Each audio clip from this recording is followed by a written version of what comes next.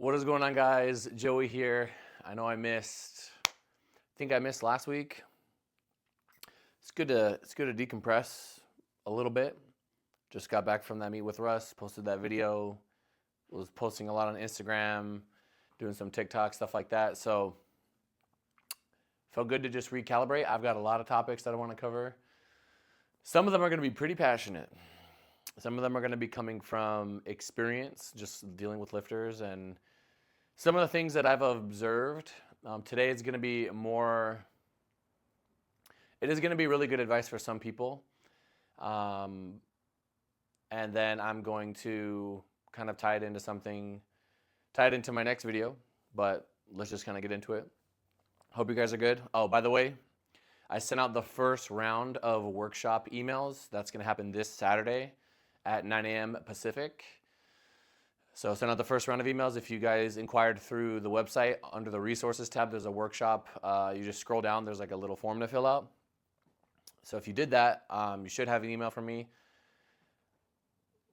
I'll probably wait till the end of the day and then check again. I doubt they're all going to fill up because it's not free, but if anybody is interested, just go to my website, FLEXXtrainingsystems.com, look under resources, and it should be there. Or you could just email me and say you want to get into the workshop. Okay. The email is flexxtsys@gmail.com, not my normal email. 2 X's. Anyway, guys, so an observation that I had this weekend I was watching the World Games and I was looking at some things. Lifters deal with all kinds of different things when they're going into competitions, right? They deal with all kinds of adversity, struggles. Some of these lifters have been doing it for a really, really, really long time. Some lifters have been able to be successful. Like let's say you can sacrifice like 100%, right? You could do 100% sacrifice. That's the maximum you could sacrifice for the sport, right? Some people should, I'm not saying that you should do that. Some people should not do that.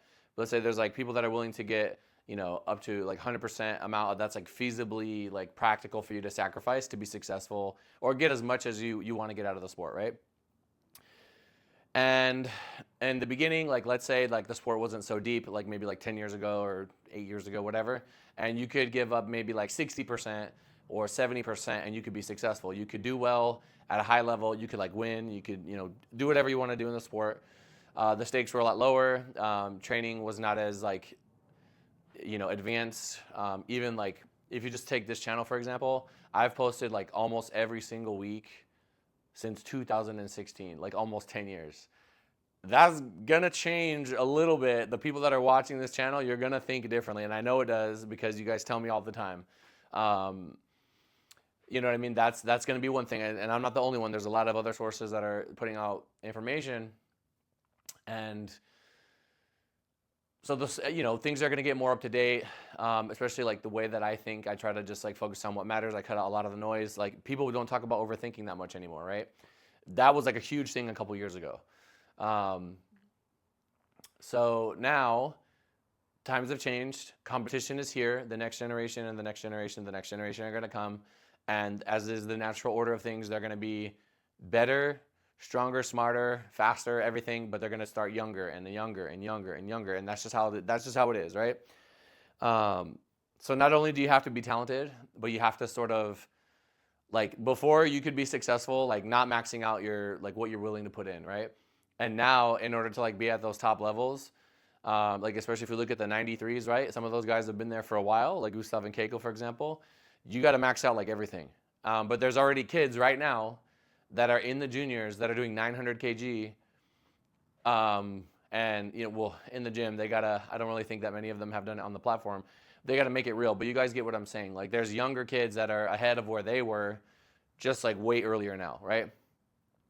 And now they may be coming up super locked in, or they may just be crazy, insanely talented and they're not locked in. I think they're pretty locked in, and that's allowing them to kind of get to these thresholds sooner. And if you're willing to, like, another thing too that lifters do is they'll train hard, but they're not training like smart. Anybody can go in the gym and train hard or suffer or feel bad in the gym when you're training, or train tired or train under bad conditions to make it harder on yourself, right? But you have to, like, powerlifting's not like that. You can't just like do more work and get more out of it. You have to do enough work. You have to do smart work. You have to create the response that you want from your body, and then you can get stronger and achieve your goals. You beat others by being smarter and more disciplined longer. It's not so much just blasting yourself. It's not like in basketball, literally the more shots you take, the better you're going to get at taking shots. And there's like extremely like minimal wear and tear on like shooting a basketball. So like you could do it as much as you want. And the more that you do it, the better even. There's a lot of games where like even like chess, like the more you practice, literally like if you put more time in, you're going to get better. You're going to get more out of it. So powerlifting is not like that. And I think this old school mindset of just like working really hard or like blasting yourself or going in the gym and going as heavy as possible every single time, like it doesn't work anymore. And it can work to some extent, but there's just definitely better ways to go about things. And I think if you don't get away from these older methodologies and these older ways of thinking and how you're doing stuff, you're just going to get lapped and you're going to get caught by the people that are they're training smarter than you, right? They're able to nickel and dime their progress in ways. And what I mean by that is your nutrition is 100% optimized, meaning you have a third party, you have somebody else looking at your nutrition, telling you what it needs to be to put you in the best position to be successful. Your training has another person overseeing it, and you're doing the things that you need to do to be accountable. And when everything comes together and when everything's working the way that it should, you get these world level performances, right? I know this because I work with, I work with the most, right? I work with the most world level people, right? I could just say it. I don't have to hide nothing. You guys get what I'm saying, right? So it's something that like I'm seeing it, and it's like if this older lifter, they're not even necessarily like age old, they're just like been doing it a long time. If they don't change the way that they think, if they don't change what they're willing to sacrifice, what they're willing to give up, what they're willing to do to put themselves in a position, they don't even have to be old. It could just be how they're raised. I think of a lot of talented lifters, 10 years ago, and even before that, like 13 years ago, even 15 years ago, and they were brought up doing like West Side. I'm not trying to bash anything. I'm just saying they were doing an older way of doing things, and I'm sure there are people that got strong on that. I could look at a West Side program and say, I think it's lacking in these areas. I think it needs more stimulation here and things like that. And I know that that's just like an example. There's like a lot of different examples. Like, if you're working up to like one top set and then you're changing the movement right away, like, I mean, if you're on like anabolics, that will work, and that could work for like a novice for some time. But you need to be hitting it a little bit more than that, especially if it's a smaller female. If you're using like a 52 kg lifter, that is just like not going to do anything. Like it'll do a little bit in the beginning, and then nothing's going to happen, right? You're not creating enough damage, enough stimulus, stuff like that. And it's sort of like it's a huge wake up call, and I've seen it so many times. I've seen it with juniors that get into the open. I've seen it with older lifters that are being like, now these new juniors are on their heels. And it's like, if you don't do the things that you need to do to put yourself in a position to be successful and break the old habits, that's a huge thing. And I want to use Russ as an example here, because Russ did a post, I think it was like a couple weeks ago, I think it was like 2 weeks ago, maybe something like that. He did a post where he was saying how like I would give him his program, and if I put, a load or a range I want him to be in, even an RPE, whatever, and he might just go heavy. It's supposed to be like at 7 on a week 2 after a deload, and he'll just send it. And if he sends it, then what are we going to do week 3? Now, I have coached people that do this, and I know how to get around it, and I know how to keep things moving forward. You have to it's almost like you borrow strength to be able to do that, but now you have to pay that strength back by going light. So if you borrow strength week 2, you need to borrow from week 3 to get back on tracks for week 4, right? It can make things a little bit inconsistent. It can work at the grand scheme of things. All that matters is like when you get to the end of your block, if you take away all your fatigue and you have enough weeks of momentum, you can like display something good on the platform. But he talked about how he used to do that.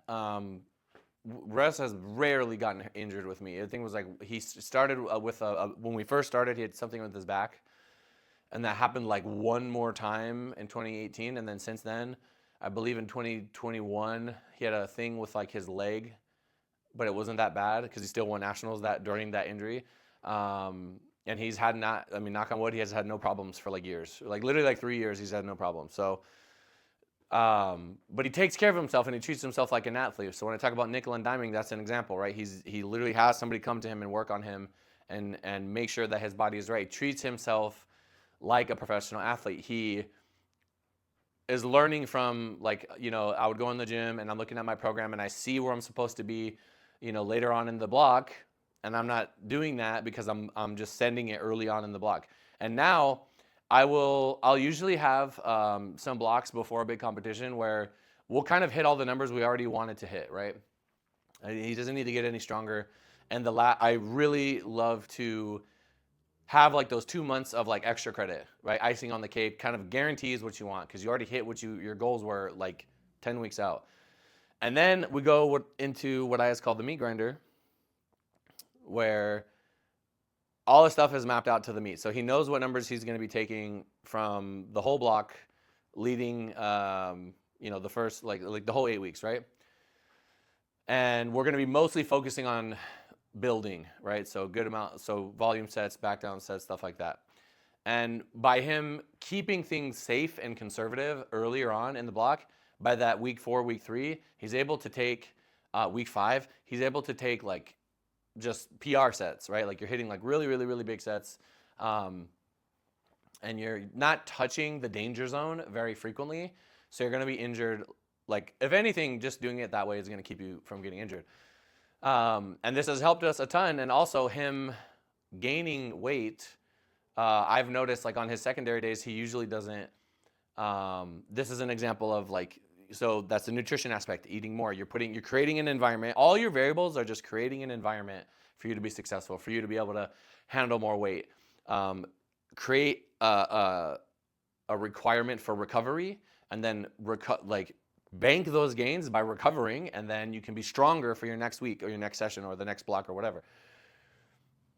So if you do those things, if you are in that caloric surplus, if you are taking care of your nutrition, maybe you're eating maintenance, but you're perfect on your carbs, you're perfect on your protein, whatever, you're going to be able to have some phenomena happen like I had with Russ, where when he was staying 83, we would perform on our first half of the week, but that secondary squat was like, we're not really going to take anything significant, and we're literally just going to, go light, and that's it. But now that he's eating more, he's literally able to like have high output on multiple days. And that's really, moving up to the next weight class, which could be an example of a sacrifice, right? People don't want to, they don't want to get bigger. They like their abs. They want to be this way. They want to be that way. And it's like, well, I could be an infinitely better lifter if I just am okay being a little bit higher body fat percentage, right? You're still healthy. You're still getting your steps. You're still doing all your things. You're just bigger now, right? You're literally just bigger now. You're eating more. You have more gas, coal to throw in the fire, I guess you could say, right? So if these lifters don't get with the times, I feel that, and we've seen, I am going to give 2 names. We've seen lifters from older generations do this and perform well. Russ, Keiko, they've been around for a long time. Those are 2 examples, right? But some lifters haven't necessarily gotten fully on board, but other ones, if I could call out Taylor Atwood and Joe Jordan, I think they're good. They're OGs for sure. I know they're in there they're over 35, right? I believe that Joe's over 35. I know Taylor is. But that's pretty late in the game, right? You're definitely not a junior. You ain't 25. You ain't 18. And they're able to lock some things in, lock in nutrition, change this, change that, do what they have to do, and they can stay. They can master that weight cut, they can fix those problems, and they can handle business and perform on the platform. So shout out to them. But yeah, it's just something that I observed over the weekend. And if I'm being honest, some of my lifters, some of my super, super high level lifters, they're so talented that it's hard for them to see that, like, yes, you are getting some, it's like reward for your actions the way they are right now. You're getting good results from things that you're doing right now. But I am telling you that there is more there, right? And for some of them, it's amazing how unbelievably good they've been. And I'm telling you right now, there are certain little things that aren't locked in. And that's been, every personality is different. And you guys have to understand that when you have, some of these lifters have been when you've been winning for so long, it's hard to get them to break their habits because they're married to what got them successful. So they don't want to interfere with that. And usually what happens is they will, after they feel some pain, they start losing that thing that they had for so long, and it feels really, really bad, and you don't want to feel that anymore, so you have to make a change. So it's just an interesting thing that I observed, and it's it's kind of humbling, and it's like it's if lifters don't if they don't do what they're supposed to do, then it can be very frustrating because, oftentimes they may not even know what it is that they need to do. That's why a lot of, I could see how a lifter, if they don't have a coach, how that could be frustrating for them. But that is something that I observed. There's a lot of really good juniors that are doing things the right way. The coaching entities, I was just reminded that, I've known King of the List for like almost 10 years now. He reminded me that 2026 will be 10 years, and I'm still here. And I think being able to just adapt and learn and always try to, get better, just try to get better. It's like, bro, it's like anime. You're just always trying to get stronger. You need to get stronger. You need to get to that next level. You need to improve.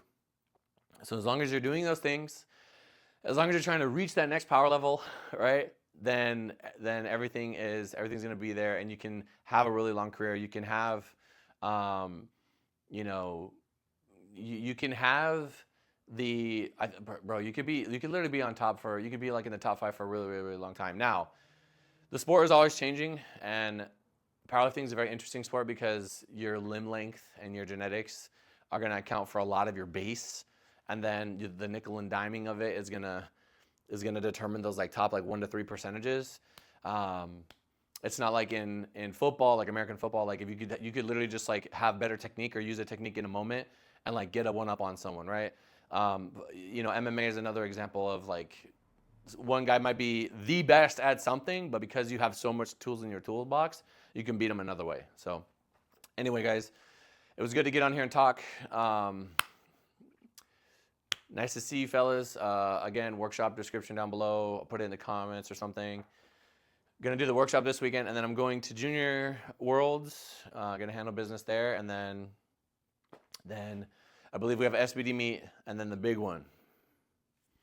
The big one in January. Anyway, guys, I'll see you guys in the next one. Peace.